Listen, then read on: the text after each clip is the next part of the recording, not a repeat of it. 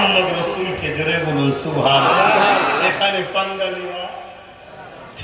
বাঙ্গালিয়া পরের দিন ওই হাতিটা ছাড়া সমস্ত জীবজন্তু কেন দেখেছিল মক্কায় যাওয়া, কেন ওখানে গেলে ধ্বংস হতে, ব্যাস আবাবিল পাখি দিয়ে আল্লাহ ছোট ছোট কাঁকড় দিয়ে মেরে দিয়েছে। সেই আল্লাহ আছে না নাই? ক্ষমতা আছে না নাই? আবাবিল আছে না নাই?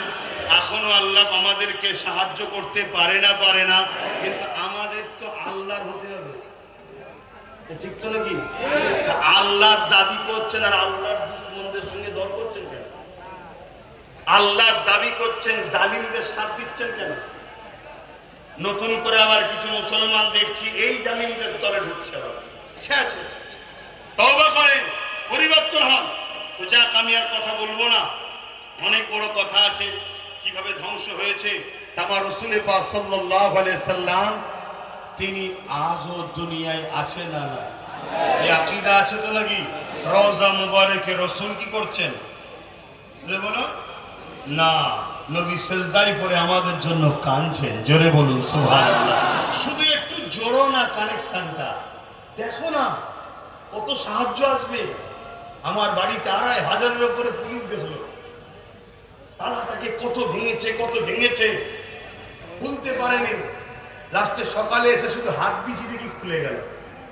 আল্লাহ সাহায্য নয়? এ কথা বলো না, কত রাত বিরোধ, কোথায় ঘুরে বেড়াচ্ছি, আল্লাহ সাহায্য নেই। আর মওত তো একদিন হবে।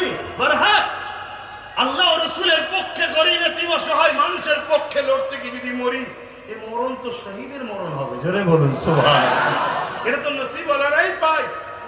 এ নিয়ে কখনো চিন্তা করো না যুবক। কিন্তু তুমি যে আমার সাথে আছো, তাহলে আমারও তো তোমার সাথে থাকা দরকার। তুমি আমার সুখে দুঃখে যদি সাথ দাও, আমি দেবো না? তা তুমি আমার সাথে থাকবে? হাত তুলে সাক্ষী দাও, থাকবে? হাত নামাও। যদি থাকতে চাও তাহলে নাম ফোন নাম্বার লিখে আগে জমা দাও, লিস্ট করো গ্রামে কারা থাকবে। শুনছেন তো নাকি?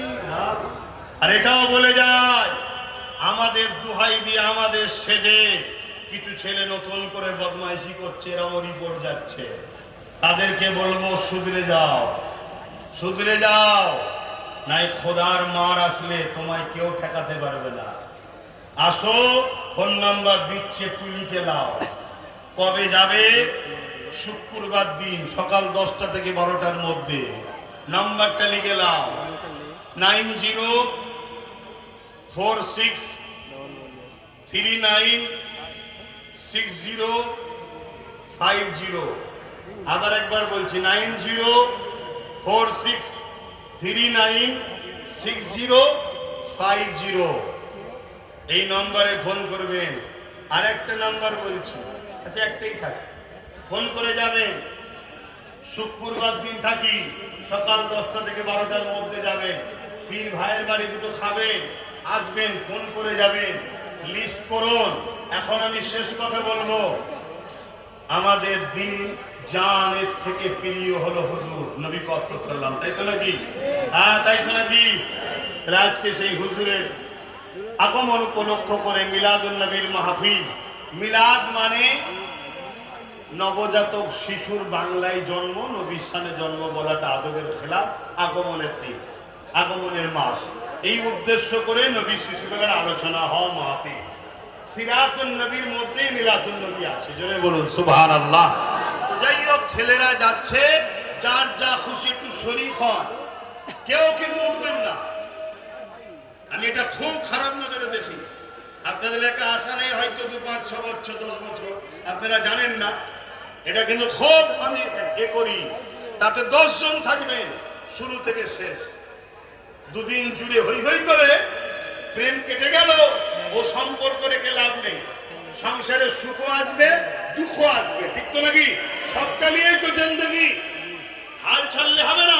ছেলেরা কই রে বাবা, একটু যাও না বেশি করে। যার যা খুশি ওই পকেট থেকে বার করে দেবে না? দেবে না? কি জন্যে? এই মাহফিলের জন্য। কি জন্যে?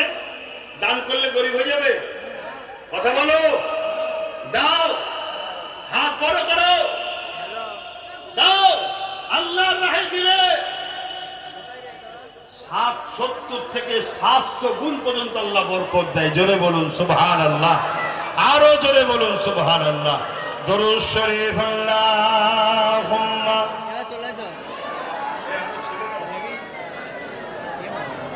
ওইটা শুনে কি বলে দেখবো, দিকে চলে যাবো, আমি চলে যাবো, আমার 11টায় গাড়ি আছে। হ্যাঁ, গাড়িটা ঘরে ঢুকোনো লাগে।